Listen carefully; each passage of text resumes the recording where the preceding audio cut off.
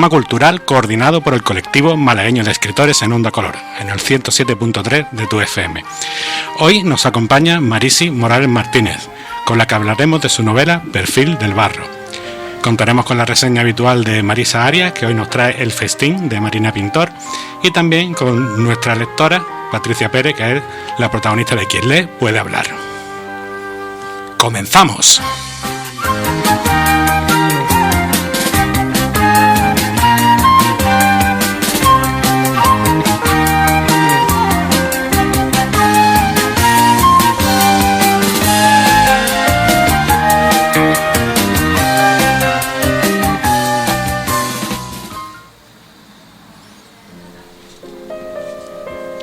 La familia, divino tesoro.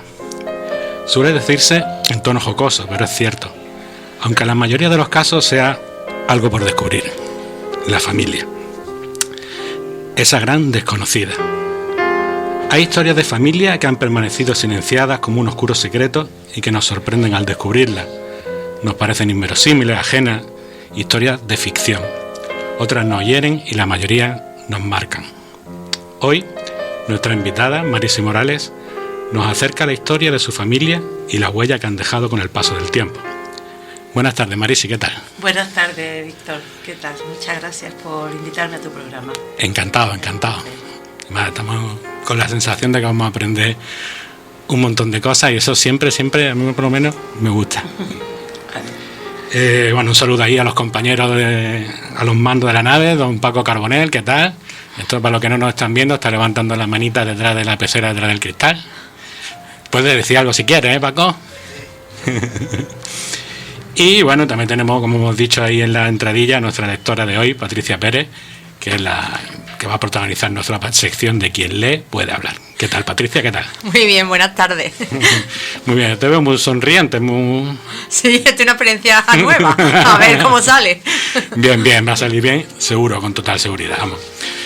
Bueno, voy a contaros, yo no sé si ha indagado algo en el programa y tal, ya vamos a empezar con la entrevista y tendremos nuestro formato de la entrevista aleatoria, ¿vale?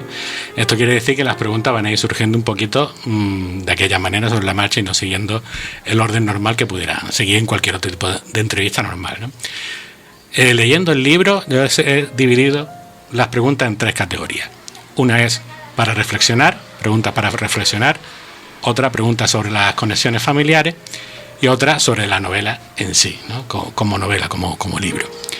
Aquí le voy a pedir a la amiga Patricia una colaboración para que esto sea realmente una entrevista aleatoria. Y bueno, ella va a ir decidiendo en cada momento qué categoría de preguntas vamos a hacer. ¿Parece bien? ¿Estás preparada, Patricia? Perfecto, preparado. ¿Todo? ¿Tú también? Perfecto. Marchamos, ¿no? Bueno, pues te toca, Patricia, para reflexionar, conexiones familiares o sobre la novela en sí. Pues en principio vamos a empezar por la novela en sí, ¿no? ¿Qué te parece? Marisi. Yo lo veo muy bien. Muy bien, Cualquier ¿no? cosa me va a venir bien. Pues mira, yo leyendo la novela me di cuenta que la estructura en sí es un poco distinta a lo habitual. Porque hay una serie de relatos que están contando una serie de historias que transcurren en paralelo a lo que es, o yo entiendo que son los protagonistas principales, que son Inocencia y José en particular en este Perfiles del Barro. Y luego que cuentan también su propia historia. Hay una cronología de los hechos y otra distinta que no es exactamente lineal. ¿Cómo decidiste qué contar en cada momento de la novela? ¿Qué iba al principio, qué iba al final, etcétera? Muy buena pregunta, porque la decisión fue difícil y te voy a decir cuándo llegó.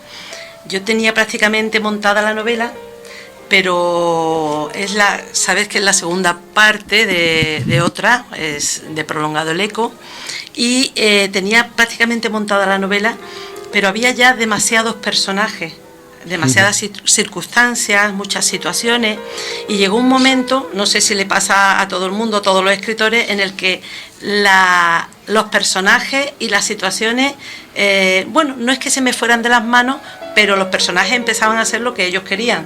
Sí, eso se suelen revelar. De manera que si yo le daba a la historia, digamos, un tiempo lineal, tendría que seguir enriqueciéndola y quizá hubiera sido muy larga.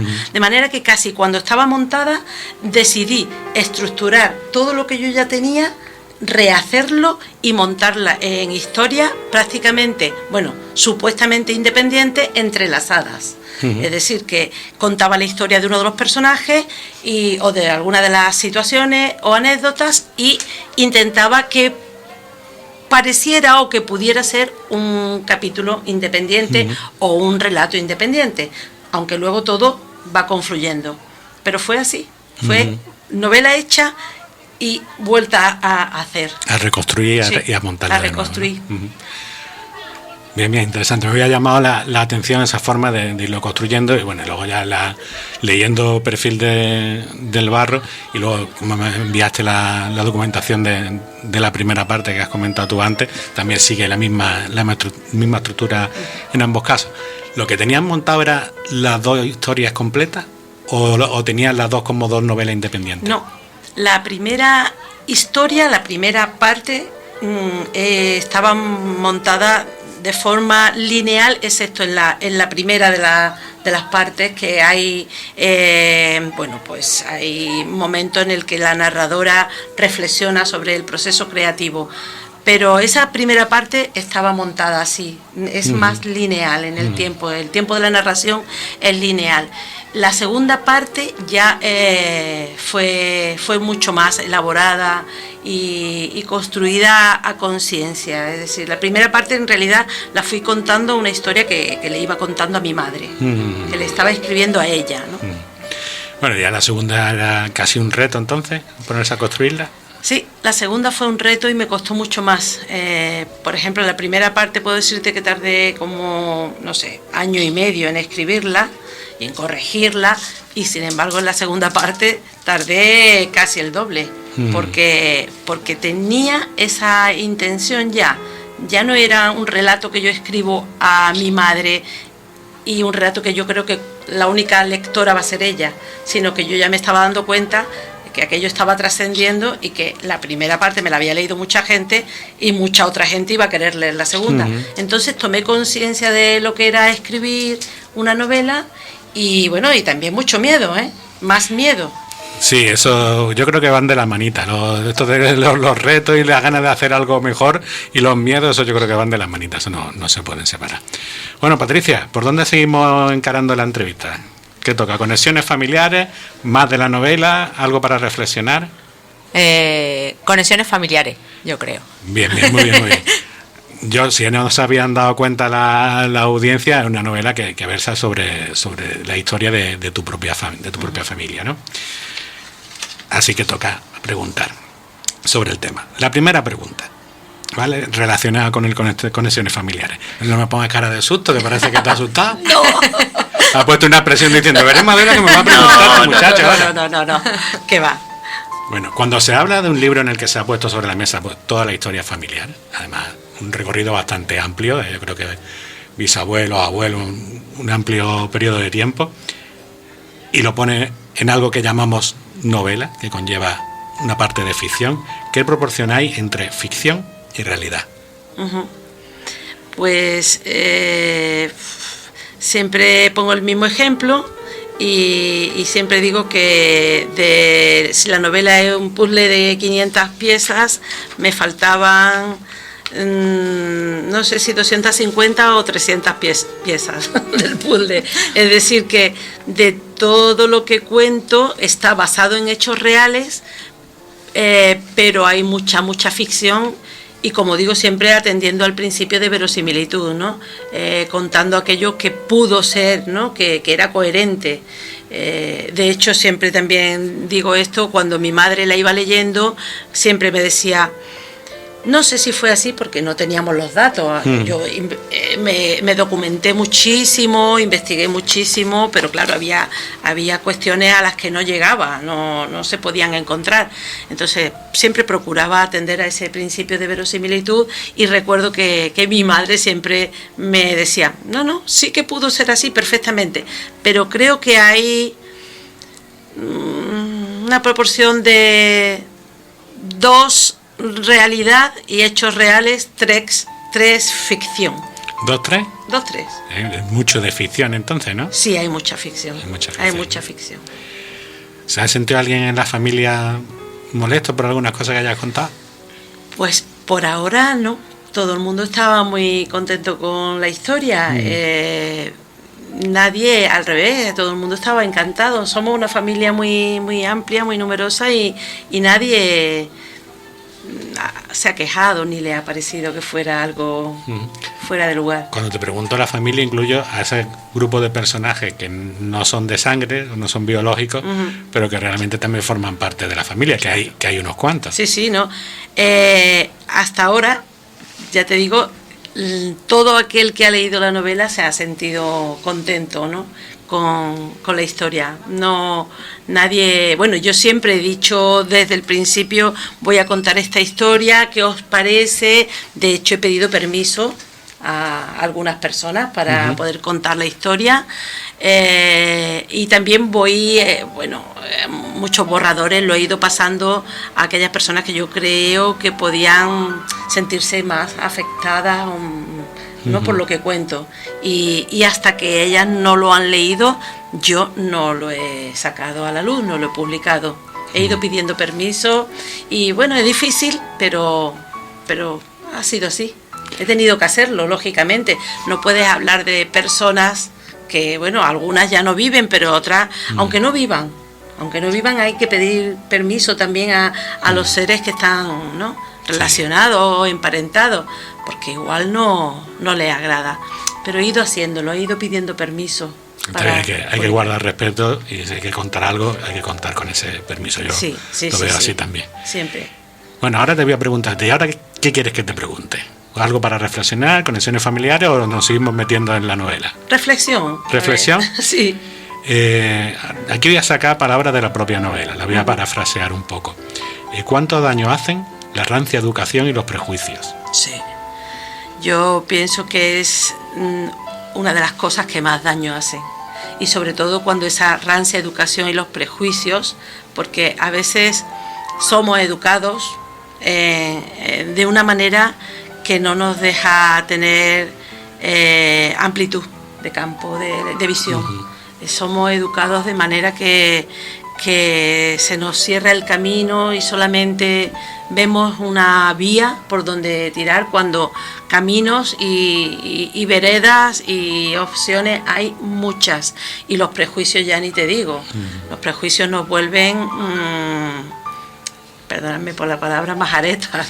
No, una palabra muy escuchable, vamos. Sí, pero malagueña y muy escuchable, vamos. Pero nos vuelven tontos los prejuicios. No estamos libres de prejuicios ninguno, ¿eh? No estoy hablando que yo esté libre de nada, todo, pero sí que nos vuelven... Todos tenemos nuestra mochilita de prejuicio detrás. Y ya que de hecho tengo una palabra majareta muy malagueña, te voy a preguntar por otra que sale varias veces a lo largo del libro, que es la hojalatería. ¡Qué bonita! A mí me encantó. Pues mira, montando el libro, documentándome, di con una persona que también me ha aportado muchísimo para escribir la novela. Y su nombre es Emma Medina, precioso, lo digo, está al final de la novela también, porque le doy las gracias. Una señora muy culta, muy preparada, con ya casi 80 años, que bueno, que resultó que la encontré porque también tenía relación familiar con mi madre, y ella, cuando le pedí que me contara esa parte de la historia, de la familia, y le pedí permiso para yo ir escribiendo la novela, pues me mandó por correo, escrito de su puño y letra, unos 36 folios, folios azules, preciosos, con una letra preciosa, con una, de verdad, bien escritos. Y una de las cosas que me contaba era lo de la hojalatería. La hojalatería, que yo la pongo entre comillas para que nadie se confunda, va sin H, y es ese ojalá hubiera hecho esto, ojalá hubiera hecho aquello, ojalá no hubiera dejado de lado esto, porque en la vida, sin darnos cuenta, vamos dejando cosas que a lo mejor nos gustan, que queremos hacer, y las dejamos sin hacer, las dejamos de lado, no queremos mirarlas, y la hojalatería representa eso, ¿no? Ese conjunto de deseos que no hemos cumplido, que no hemos llevado a cabo y que tampoco hemos querido mirar por lo que sea, ¿no? Hemos seguido por otro lado. Esa es la hojalatería. Yo creo que todos tenemos una, ¿no? Sí. O varias, según el caso. Yo tengo unas cuantas. Unas cuantas, ¿no? Yo tengo unas cuantas. Voy a procurar, además siempre digo que me gustaría, que yo necesito unas 5 o 6 vidas para hacer todo lo que quiero hacer, porque la hojalatería se me está yendo de las manos ya. Se me está yendo de las manos. Está muy activada, ¿no? Muy Sí, activada. sí. Pues nada, Patricia, ahora toca otra vez elegir la novela para reflexionar o cuestiones familiares, conexiones familiares. Conexiones familiares, vamos a hablar un poquito con las conexiones familiares. Bueno, la novela en sí es un árbol de vidas, tal como yo lo veo. Hay un tronco central que está la vida de José e Inocencia, hay unas raíces que está Inocencia madre, y luego ese tronco se va abriendo en múltiples ramas, que está Carmen, que es la hija de Inocencia y José. Y bueno, mi pregunta es que a la hora de elegir cada historia y el desarrollo de cada una de ellas, ¿qué ha primado más? ¿La intensidad de lo que pasaba en el momento? ¿Tu propia emoción al conocerlo de primera mano? ¿La relación que tú tenías con los protagonistas de cada una de esas historias? ¿Qué es lo que te ha hecho decidir qué contabas y qué no de cada uno de ellos? Pues, por supuesto, la intensidad, porque claro, el objetivo ya era y la meta ya era literaria. Yo ya estaba intentando, montar una novela y que cuando el lector, la lectora la tuviera en sus manos, pues le pudiera enganchar. Por supuesto, la intensidad. Pero, fundamentalmente, creo que han sido aquellos hechos con los que yo me he ido identificando más. Yo a lo largo de, escribiendo estas 2 novelas, he hecho un viaje en el tiempo. Y en ese viaje en el tiempo he visto a mi antepasado y he visto, como he dicho otras veces, he recorrido caminos, unas veces más fáciles, otras más difíciles, unas me han gustado, otras no. Pero he recorrido caminos en los que muchas veces he entendido también quién soy yo. Y ha sido un proceso muy importante, ha sido un proceso, las 2 han sido un proceso en el que yo he ido conociéndome. Por ejemplo, mis padres se dedicaban al teatro, descubro también que no solamente mis padres, sino mi abuelo, y pues he ido entendiendo también por qué el gusto por la literatura, el gusto por el teatro, cómo el teatro en muchas ocasiones nos ha salvado de muchas cosas, nos ha dado tablas, aunque no nos dediquemos al teatro, nos ha dado tablas en la vida, nos ha enseñado a resolver. Y entonces, sobre todo, no solo la intensidad, yo creo que hechos con los que yo creo que me he identificado más, o me he visto reflejada, o he dicho, pues yo estoy aquí y yo soy así por esto, ¿no? Importante eso. Yo me lleva, lo que acabas de contar del teatro y esa tradición familiar en el teatro, me lleva a una parte de la novela, y ahora yo elijo preguntarte por la novela en sí, en el que hay un homenaje claro tanto a la poesía en general, en específica a la de Miguel Hernández, pero no solo a eso, sino a la cultura en general, a la narrativa, a la poesía, al teatro y a la cultura, ¿no? Ya has contado un poco el papel que juega en tu vida y en tu familia, y un poquito también el que juega la de los demás, pero ¿qué te ha llevado a ponerlo tan claramente, ese homenaje a la poesía de Miguel Hernández y al teatro y a la cultura en general? Bueno, a mí siempre me ha gustado mucho la literatura, he sido profesora de lengua y literatura durante 32 años, ahora me he jubilado. En mi casa siempre ha habido un ambiente literario significativo, no solamente por la dedicación de mis padres al teatro, sino también, mis hermanos han sido siempre, mi madre y mi padre, grandes lectores, y yo creo que me he educado en ese ambiente en el que, no sé si se trae ya de nacimiento, ¿no?, genéticamente la sensibilidad hacia la poesía o qué, pero siempre he tenido una predisposición a leer poesía y, curiosamente, a entenderla. quiero decir, no digo curiosamente entenderla, que hay mucha gente que huye de la poesía, y sin embargo he conectado muy bien con el poema, con los poetas. El homenaje a Miguel Hernández, por ejemplo, en la novela, pues comenzó desde muy joven.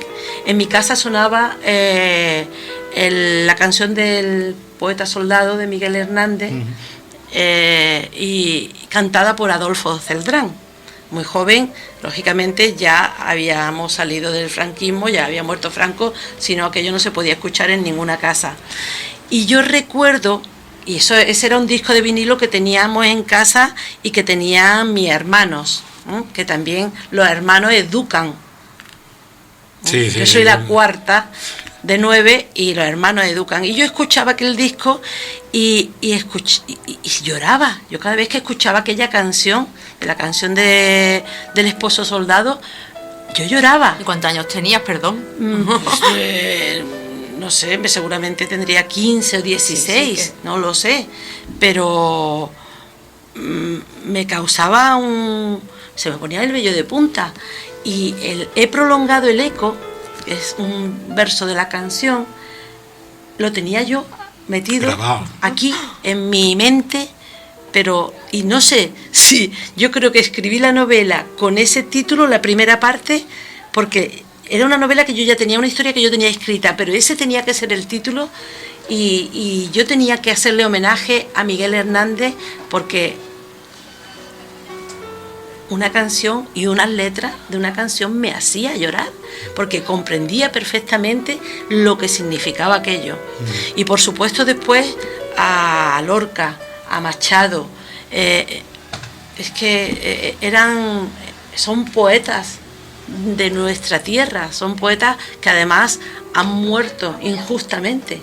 Y yo me sentía con esa obligación de hacerle un homenaje, y hay muchísimos poetas que me gustan, pero yo creo que en la época en la que transcurre la novela eran 3 pilares que si no aparecían y yo no les rendía homenaje de cualquier manera, mi novela no iba a ser la misma. Estamos hablando que el periodo de posguerra, el tiempo en el que está ambientada la novela. Estamos hablando, bueno, desde...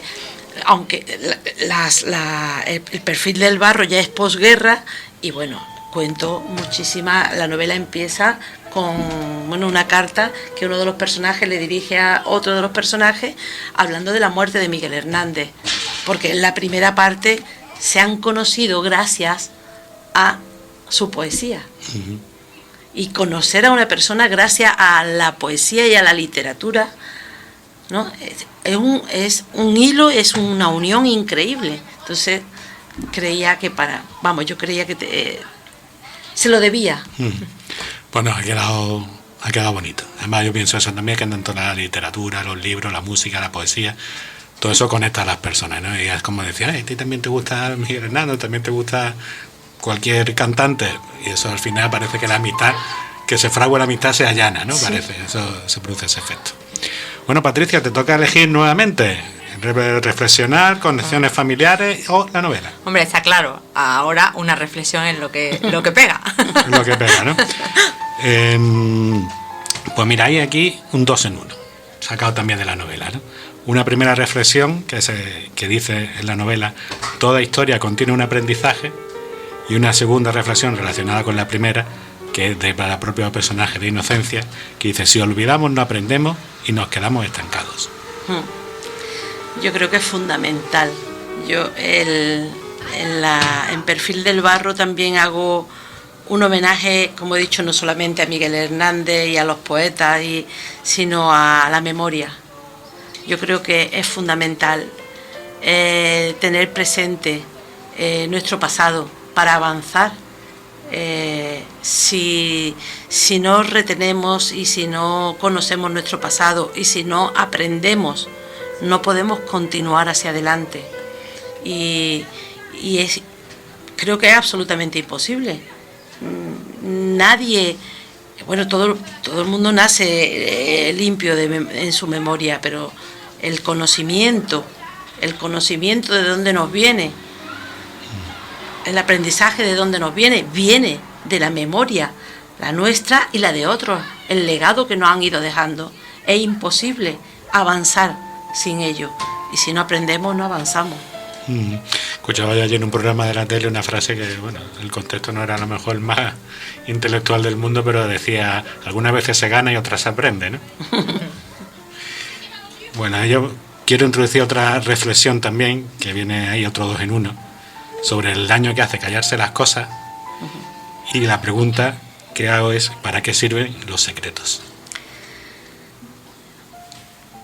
Bueno, en la novela también es casi un personaje más el silencio. El silencio representa los secretos. Los secretos a veces son una losa que llevan, que portan las familias de generación en generación. Muchas veces el secreto es ese lastre que impide que las personas también avancen. Entonces, yo creo que en algunos momentos de nuestra vida es necesario el secreto. No niego el secreto, pero yo creo que en muchas ocasiones la liberación del secreto puede llevar a una luz distinta, ¿no? A mayor conocimiento, ¿no? Y a seguir avanzando. Muchas veces no nos explicamos las cosas, no sabemos por qué, y a lo mejor es simplemente algo que está ahí enquistado, ¿no? Encapsulado, ese secreto que no hemos llegado a comprender por qué es un secreto, porque está así, ¿no? Entonces, yo creo que muchas veces hacen daño, en muchas ocasiones. Sobre todo ese secreto como silencio, también como represión por parte de la rancia educación o de cuestiones, bueno, a veces morales, a veces... Sí, toda la mochila que llevamos detrás, ¿no? De la que ninguno estamos libres. No. Ojo. Y el que diga lo contrario probablemente pues está equivocado. Claro. Bueno, pues ahora te toca elegir a ti. Reflexionar, cuestiones familiares o la novela. Pues, venga, cuestiones familiares. Cuestiones familiares, bueno. Hay una cosa que me ha parecido curiosa. Yo creo que esta es una pregunta más relajadita dentro de las cuestiones familiares, para que te vayas relajando, te vayas quedando más tranquila. El valor de los objetos que van pasando un poco de generación en generación. En este caso hay un reloj de péndulo que va pasando a lo largo de la familia de unos a otros, ¿no? ¿Cómo es el momento, que tú seguramente habrás vivido, en el que ese objeto que era a lo mejor intrascendente pasa a ser tan importante como para que lo incluyas en la novela? Como ya hemos dicho antes, la novela tiene una gran parte de realidad, de hechos sucedidos, y ese reloj de péndulo existe realmente, está en mi casa, y desde muy pequeña también he ido viéndolo como marcaba el tiempo en el salón de mi casa. Y he reflexionado mucho sobre ese reloj, porque he pensado, bueno, el tiempo de cuántas personas ha marcado este reloj, porque yo creo que nosotros somos ya la tercera, no sé si la tercera, a lo mejor la segunda generación tercera ya, generación que va heredando ese reloj, que va pasando de salón en salón. Y son algunos, no son muchos, pero son algunos de esos objetos los que me han hecho pensar, están ahí y han pasado por tantas manos, ¿no? Y lo han visto tantas personas, ¿no? Que están relacionadas conmigo y que por ellas estoy yo aquí, ¿no? Y a veces pienso que lógicamente son seres que no tienen vida, pero que yo le doy vida en la novela porque me parece muy significativo. Están ahí, nos han visto tantas cosas nuestras, de mis abuelos, de mis padres, de mis bisabuelos. Y bueno, ya si se trata de un reloj que marca el tiempo de todo, es lo que somos, es lo que somos. A mí me pasa esa sensación con los árboles. O sea, cuando me pongo debajo de un árbol, siempre acabo reflexionando eso también. Y yo te hago ahora una pregunta acerca de la novela. Hemos dicho que es una saga de 2. La primera que hemos dicho ya, que es He prolongado el eco, y esta segunda de Perfiles del barro. ¿Hay tercera parte? Esa pregunta me la hace mucha gente. Pues en principio no lo iba a ver, pero igual que no iba a haber segunda parte. Es decir, yo escribí la primera como una historia que le contaba a mi madre y ahí se quedó, pero mucha gente me dijo, ya está, aquí se queda esto, pues vaya. Como que decían, aquí falta algo, yo quiero saber más.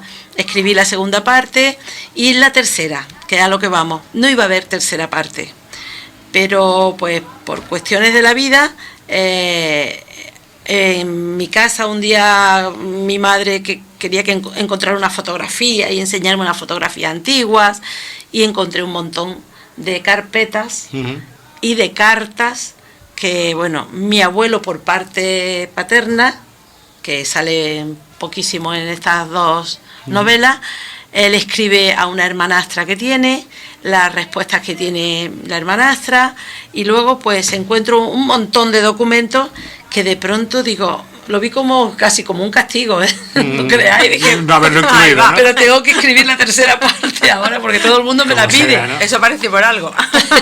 Apareció por algo, sí. Y bueno, ahí estoy, todavía no la he empezado, porque este verano me he dedicado a los relatitos. Bueno, está bien, y si no un librito de relatos, que tampoco está feo eso.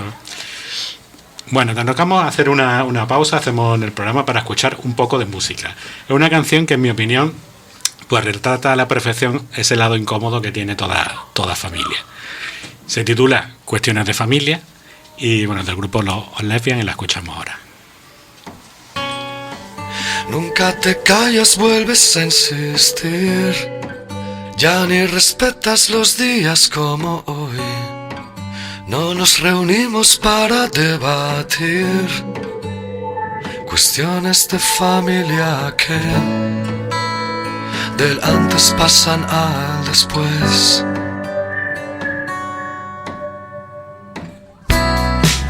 Especialista en aumentar la tensión, tanto si callas como si hablas por dos. Todas tus frases siempre acaban con cuestiones de familia que se evitan una y otra vez. Tengo un plan, digo lo siento, ya me han vuelto a llamar, y me levanto haciendo ver que es verdad, simulacro de evasión. Antigua habitación, y una voz te dice ven ya, no te hagas notar, hoy no.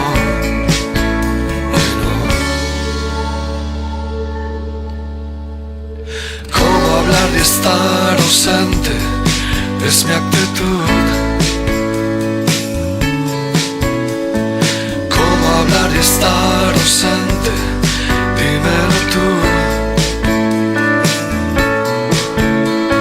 ¿Sabes a quién te pareces?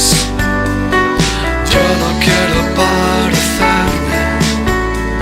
¿Sabes a quién te pareces con tu actitud? Y ahora tú preguntas si aún te aprecio yo. Desviar la atención, diciendo que esta no es la cuestión. Solo son cuestiones de familia, son comunes por definición. Entablas el rencor y el perdón. Cómo hablar y estar ausente es mi actitud. ¿Sabes a quién te pareces? ¿Sabes a quién te pareces?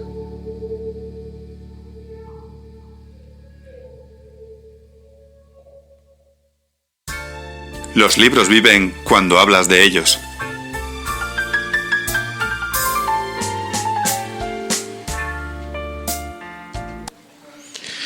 Bueno, pues seguimos con el programa, hacemos aquí otra reflexión para conocer otro nuevo libro que nos trae Marisa Ares dentro de su sección de la reseña. En este caso nos va a hablar de un libro escrito por Marina Pintor, que es El Festín. Escuchamos a Marisa con su reseña.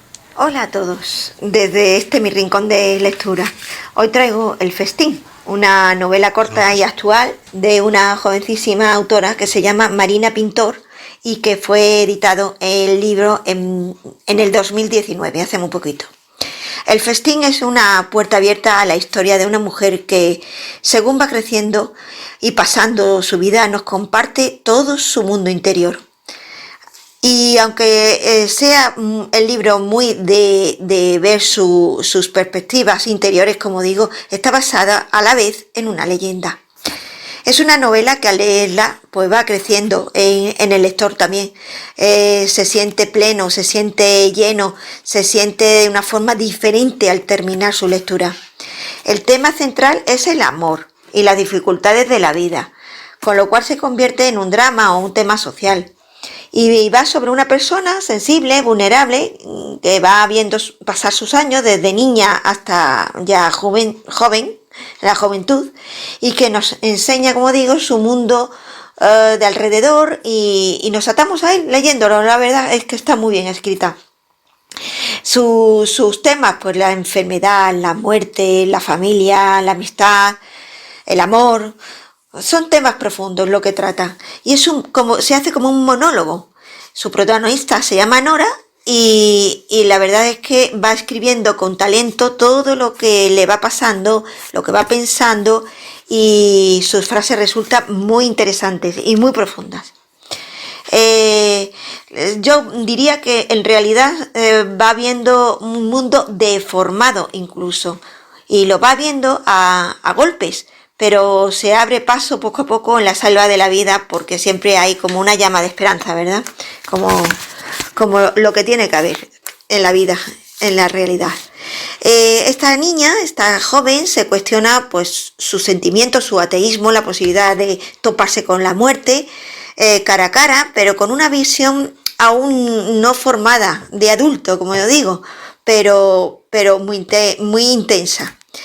La vida le va pasando, le van pasando cosas, Nora va creciendo, se aproxima a la juventud ya, y la relación con su padre y su amiga Claudia serán claves, son dos pilares en la novela. La Claudia es una bella bailarina que le pasa una serie de cosas, y Nora pues es muy amiga de ella, y le pasarán juntas pues una serie de circunstancias, ¿no?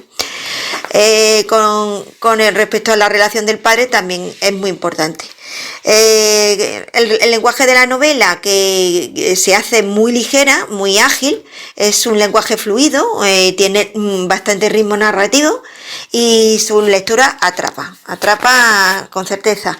Apenas tiene 116 páginas y nos introduce en un mundo bastante bello, para mi gusto, a mi modo de ver, lleno de reflexiones profundas, recuerdos, emociones, secretos, que van alumbrando al lector como si fuera un faro en un puerto. Por lo tanto, descubrir el interior de Nora se podría decir que es descubrir el interior de cualquiera de nosotros. Y ahora os paso a leer un pequeño fragmento de principio, que está, pues eso, en las primeras páginas. Y dice así: hasta ese momento, en la víspera de su 7º cumpleaños, lo poco que Nora sabía de la muerte era lo que había visto en la televisión. Sangre, violencia, gritos. Uno solo se moría si lo apuñalaban o lo disparaban, pero si no, podía vivir para siempre. Ahora Nora sabía la verdad, y cómo iba a estar bien justo después de comprender que tarde o temprano todo lo que era, todo lo que conocía, se apagaría en la nada. Era cosa que, por algún motivo, Nora imaginaba como una inmensidad negra y terrorífica. ¿Por qué lloras, hija? Pues porque me da miedo morirme y que te mueras, papá. Su padre se echó a reír, abrazó con cuidado el delgado y tembloroso cuerpo de su hijita y le prometió una y otra vez que no tenía de qué preocuparse, que todavía faltaba mucho tiempo para eso. Le aseguró también que incluso después de muerto él, a ella le seguiría quedándole mucha, pero que mucha vida por delante. Bueno, pues hasta aquí, como siempre digo, lectores, oyentes, que tengáis unos buenos días y nos vemos pronto, nos vemos en la próxima. Chao. Estás escuchando Este libro está muy vivo, el programa del colectivo malagueño de escritores en Onda Color. Bueno, pues llegamos a nuestro espacio Quien lee puede hablar. Es el momento de nuestro programa en el que el protagonista es el lector, en este caso Patricia, que la tenemos aquí, que ha estado bastante activa en la primera parte del programa. Ahora se queda callada, se ríe, pero no dice nada, no sé por qué.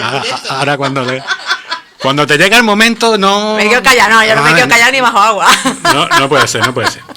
Bueno, pues esta semana en nuestro Instagram volvimos a jugar a poema o canción. La vez anterior nos dijeron que lo habíamos puesto muy fácil, que si era una canción de Vetusta Morla, que solamente todo el mundo la conocía. De hecho, acertó la mayoría, todo el mundo la acertó. Y bueno, y dijimos, bueno, vamos a complicar un poquillo la cosa y tal, pero se me ha ido la mano. Eso parece. Sí, y no ha acertado nadie. No ha acertado nadie, así que bueno, el sorteo ha sido entre todos los participantes. También es que puse otra trampilla y tapa, pensando en el futuro, que era o poema o canción o las dos cosas. Y entonces hay mucha gente que pensando que ha puesto las dos cosas. Pero no lo es. En este caso eran unos versos de un poema que decían: aunque sea con engaños, que me ilusione ahora, pero que no sienta el vacío de mi vida. ¿Tú te suenan de algo o no? ¿Tampoco? Se me ha ido la mano, definitivamente se me ha ido la mano. Bueno, pues se trata de unos versos del poeta griego Constantino Cavafis, que está considerado, digamos, el poeta mediterráneo por excelencia, y es unos versos de su poema Septiembre 1903. Y bueno, pues eso se ve que me pasé de vuelta, ¿no? Así que ese sorteo entre todos los participantes pues trajo aquí a Patricia. Bueno, cuéntanos, Patricia. Evidentemente tú creo que pusiste canción, ¿no? Sí. Contestaste canción. Fallo. ¿Qué vamos a hacer? Cuando viste los versos en Instagram, estos que yo acabo de decir ahora, ¿a ti qué te sugirieron esos versos? Si te sugirieron algo. Pues la verdad, ahora que lo pienso, no sé por qué dije canción, porque me sugiere más bien un poema. Y la verdad que curiosidad por ver de dónde viene esa frase y de qué es. Bueno, ya lo hemos dicho, un poema de Cavafis, luego lo vamos a escuchar. Yo no completo. lo conozco a este señor, desgraciadamente no. Bueno, pues nació en Alejandría. Esa zona de Turquía, Estambul, Alejandría, durante mucho tiempo ha estado invadido unos a otros y bueno, se llevan a matar, pero realmente son casi misma cosa en un momento dado. Y vivió entre Alejandría, Estambul, o también Londres, París, bueno, como los poetas románticos de la época más o menos, ¿no? Y bueno, tiene una obra bastante extensa y va alternando este tipo de poemas, uno muy famoso que es Ítaca. Ese es súper famoso suyo. Muy bonito. Y luego otros muchos que están con temas de la mitología griega y todo eso. Y ese fue lo elegido, pero bueno, se ve que era difícil.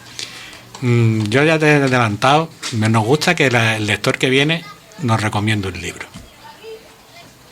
Si se te viene alguno a la cabeza. Hombre, a ver, eso lo tengo fácil, porque yo recomendaría cualquier libro tuyo. Está bien, bueno. Es uno tan bueno como otro cualquiera, claro, vamos, yo tengo pendiente de leérmelo todo, solo me he leído alguno, pero vamos, especialmente el último, que La caricia del agua, a mí me gustó muchísimo. Gracias. Y vamos, yo recomiendo a los lectores pues que los invito a que lo lean y que disfruten, y que si son malagueños sobre todo y del barrio de Capuchinos, pues que nada más por eso le va a encantar, y encima tiene una historia y una trama muy interesante, que parece una cosa pero luego es otra, en fin, que a los que les gusten también un poco la intriga y la música, pues yo les recomiendo el libro. ¿Sí? Y ahora es tu momento de preguntar algo, a Marisi, a mí, a quien quiera. Lo suyo es que le preguntes a Marisi. Ya que me ha hecho venta de propaganda del libro, ya está bien, vamos. Bueno, te está escuchando y has dicho que el libro, bueno, empezó como dedicado, digamos, a tu madre, ¿no? Entonces me gustaría saber si en el proceso de escritura tu madre participó en algún momento o leyó ella algún capítulo y te pidió más. Sí, ella estuvo y muy activa. Mi madre tiene ahora mismo 91 años, pero una lucidez increíble. También ha sido una gran lectora y conforme yo iba escribiendo la historia, que se la estaba escribiendo a ella, para que, bueno, durante su periodo de convalecencia pudiera, le habían operado de catarata el ojo, pudiera leer en letra grande que yo le imprimía, pues ella iba leyendo, pero no solamente iba leyendo, sino que me iba aportando datos, yo le compré un lápiz, le iba llevando los folios y ella iba incluso corrigiendo cositas, ¿eh? Aquí has puesto más comas de la cuenta o has repetido varias veces la palabra en el mismo párrafo. Está bien, una correctora de estilo perfecta. Sí. No, muy activa en todo el proceso de escritura. Y cuando le llevaba capítulos y el fin de semana que aparecía y iba sin capítulos, he vivido alguna presión en ese sentido, que viene sin capítulos antes de hola ni buenas tardes, ¿has traído capítulos? Sí, está muy bien, activa en ello. Vamos a escuchar ahora, porque me permití la libertad de hacer un recitado del poema de Cavafis que te ha traído a ti aquí. Lo escuchamos y luego ya seguimos y nos metemos en la siguiente sección, y si tienes alguna preguntilla, verla pensando, y la hacemos ahora después de escuchar el poema.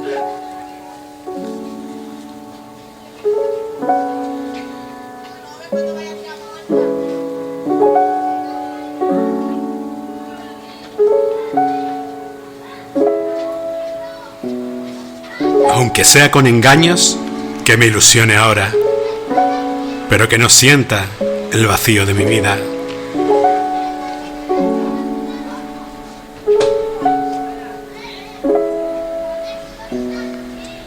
Ha estado tan cerca tantas veces, mas cómo me paralizaba, cómo me intimidé. Cerrada, permaneció mi boca, llorando dentro de mí el alma vacía, hundidos en el duelo mis deseos. Tantas veces estuve tan cerca de sus ojos y de sus labios amorosos, del soñado, del amado cuerpo.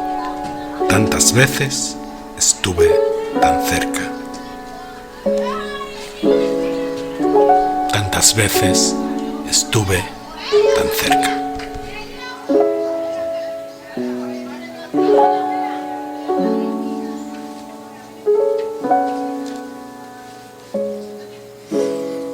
Bueno, pues ahí tenemos el poema de aquí del amigo Cavafis. No sé qué os ha parecido. Precioso.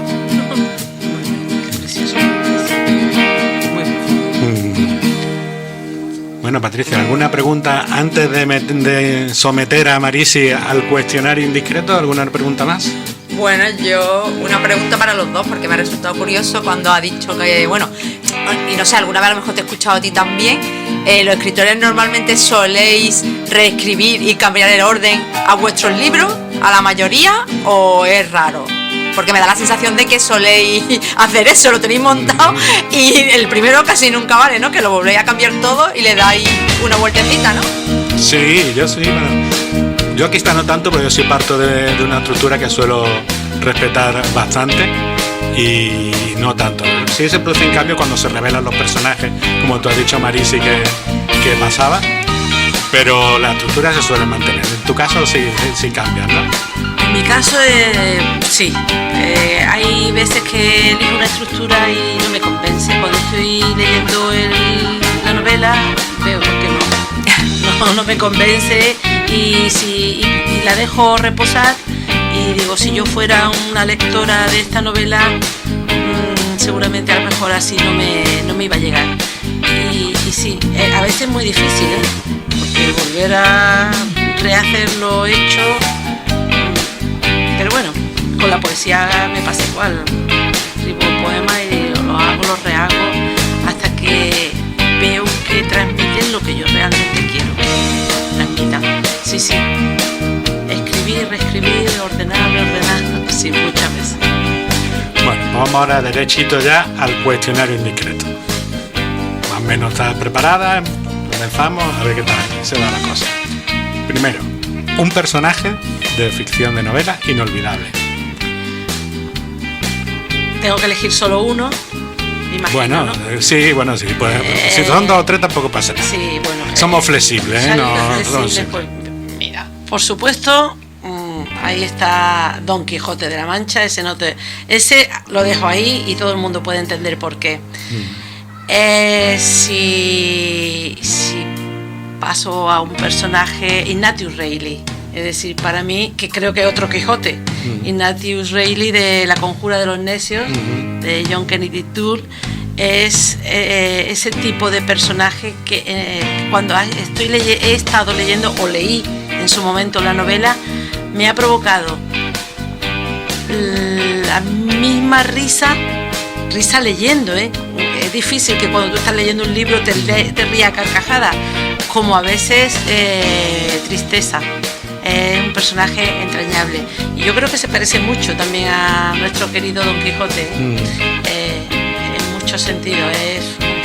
Era un pobre hombre luchando contra molinos de viento, pensando que eran gigantes. Sí, bueno, somos muchos Quijotes en el mundo, seguramente. Sí. ¿no? Bueno, la segunda pregunta. ¿El primer libro que leíste? El primer libro que leí, aparte de los cuentos infantiles, que me imagino que ya no me acuerdo ni cuáles eran, fue Pregúntale a Alicia, un libro que se publicó como anónimo, como si fuera un diario anónimo, y si te digo la verdad, lo leí tan pronto que no me enteré muy bien de lo que iba, ¿no? Pero, y perdonadme, cuando lo leí, y que lo leí por aburrimiento, porque me quedé un verano sola en casa, por lo que sea, con mi abuelo, después de ese vi que la lectura me acompañaba mucho y ya seguí con La Arboleda Perdida. Yo creo que fue mi primer libro. Que tú ya tomaste conciencia. Rafael Alberti, y continué con La Madre de Gorky y El Extranjero. Es decir, pasé de Pregúntale a Alicia, que no sabía ni de lo que me estaba hablando, y a libros ya de ese nivel que me llegaban al alma. ¿Y el último que has leído? El último que he leído, suelo tener varios libros, a veces estoy leyendo varios. Yo soy incapaz, yo tengo que tener uno, pero empiezo, lo termino. Pues mira, terminado, no era esto a lo que veníamos, de María Bastarós. Es un libro de relatos, de terror, pero de terror cotidiano, no de terror... Uy, sí, de este que vemos cuando encendemos la tele, ¿no? Ese terror cotidiano en el que la realidad te pega bofetadas por todas partes, en el sentido, pues, de niños que no son protegidos por quienes tienen que serlo, de mujeres que son maltratadas, de una serie de personajes que aspiran a eso, a legitimizar su realidad, y es muy, muy difícil. ¿Y un libro imprescindible? Un libro imprescindible, pues aparte, por supuesto, del Quijote, yo podría decir, que también podría decir varios, pero por ejemplo La Caverna de Saramago, a mí cuando lo leí me impactó muchísimo, porque me parece que es una propuesta una vuelta a la sencillez, a lo básico, pero no lo simple. A lo que importa. A lo que importa, a la esencia. Me gustó muchísimo, me gustó muchísimo. Y ya para terminar, un libro para olvidar. He estado pensando, bueno, puedo estar... Es que no sé qué libro puedo... Bueno, olvidé, pregúntale a Alicia, debe ser ese. Pero de todos los libros que he leído, a veces incluso aunque sean pésimos, saco algo. Incluso para huir de esa de esa forma de contar o de esa historia. No, pregúntale a Alicia, lo olvidé. Lo olvidaste no sé por casi completo, ni de qué iba. Me acuerdo del título, va, ¿no? pero no sé casi ni de qué iba. Que me perdonen los que lo hayan leído y les haya gustado. Bueno. Siempre hay tiempo para retomarlo. Sí. Bueno, pues nada, Hasta tenemos aquí, que despedir. este libro está muy Así vivo. que, bueno, muchas gracias por Lo haber hemos venido. pasado lo hemos estupendo disfrutado. mostrándote que Nada, un libro muchas gracias no a ti es un por venir. objeto estático. Muchas gracias a vosotros Para que los por haberme libros estén invitado. todavía Ha sido más un vivos, placer. Muchas contacta gracias con a ti, nosotros. Víctor, y creo que has hecho una entrevista para mi gusto Estupendo. buenísima. Los libros Y viven. bueno, muchas gracias, Patricia, por venir. De nada, me ha Venga. gustado mucho la experiencia, así que amenazo con volver. Venga. Muy bien, pues nada, nos despedimos ya y nada, hasta el próximo Hasta aquí, martes. este libro está muy vivo. Adiós. Lo hemos pasado estupendo mostrándote que un libro no es un objeto estático.